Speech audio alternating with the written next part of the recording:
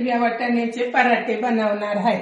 त्याला आपण पीठ लावून थोडं घेतलेलं आहे. वाटाणे घेतलेले आहेत. एक कांदा कापून घेतलेला, लसूण, मिरची, हळद, तेल, तिंबीर, धना पावडर आणि पुदिना, तिखट आपलं, ही मिरची पावडर. तर आता चला आपण गॅस चालू करून घेऊया. उद्या तेल टाकून पहिलं घेऊया. जिरी टाकून पहिले घेऊया. आता आपण पहिल्यांदा लसूण टाकून घेऊया. त्यात आपण हे वल्ले वाटाणे सोडून घ्यायचे.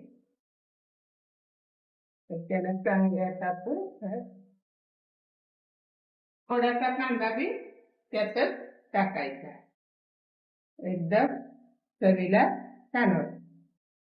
मिरची पावडर टाकून घ्यायची, चवीसाठी टाकायची. टाकून जरा चवीनुसार मीठ परतून घ्यायचं एकदम छान. थोडीशी धना पावडर पण टाकून घ्यायची. धना पावडर, थोडा पुदिना, थोडासा पुदिना टाकून घ्यायचा. त्यातच सोडायची थोडीशी कोथिंबीर पण, थोडीशी हळद.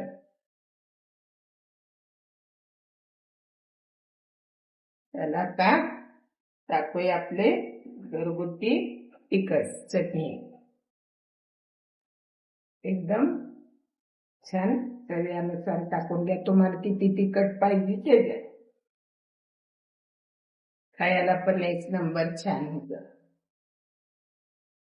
तर याला आता आपण थोडा स्लो गॅस करून 2 मिनिटं झाकून ठेवूया. आपलं झालेलं आहे. त्याला आता आपण जरा मॅश करून बारीक करून घेऊया आणि मग पुरण भरल्यागत भरून आपले पराठे तयार करूया. पुरण भरल्यागत भरायचं आणि पराठे खायचे. दही संगती तुम्ही खाऊ शकता. दही आणि पराठे एक नंबर, खायला पण छान. एकदा नक्की करून बघा. तर आता आपण याला बंद करू आणि काढून घेऊ, बारीक करून घेऊया. तर आता आपण मॅश करून घेतलेला आहे. तवा ठेवूया, गॅस चालू करून घेऊया. आपला तवा बी गरम व्हायला ठेवलाय. आता आपण लाटून घेऊया. पण पहिला उंडा करून घ्यायचा आहे.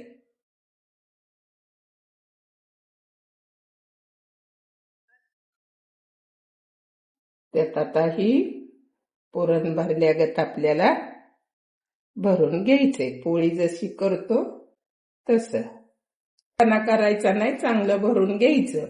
आणि असं जशी आपण पोळीला पुरण भरून लाटाय करतो तसंच करायचंय. हिला लाटून घेऊया.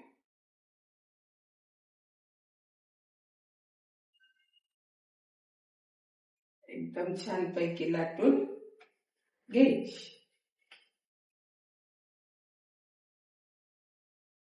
आता लाटून घेतलेला आहे. आपण जरा तव्याला तेल सोडून घ्यायचं. थोडस तेल नॉर्मल सोडायचं. तेल तूप काय असेल ते, आणि मग पराठा टाकून द्यायचा. मस्त पैकी तवा बी तापलेला आहे. तर आता त्याला पलटी मारून घेऊया. पलटी मारलेली आहे. एकदम छान पैकी झालेला आहे. तर थोडं थोडं तेल लावून घ्यायचं.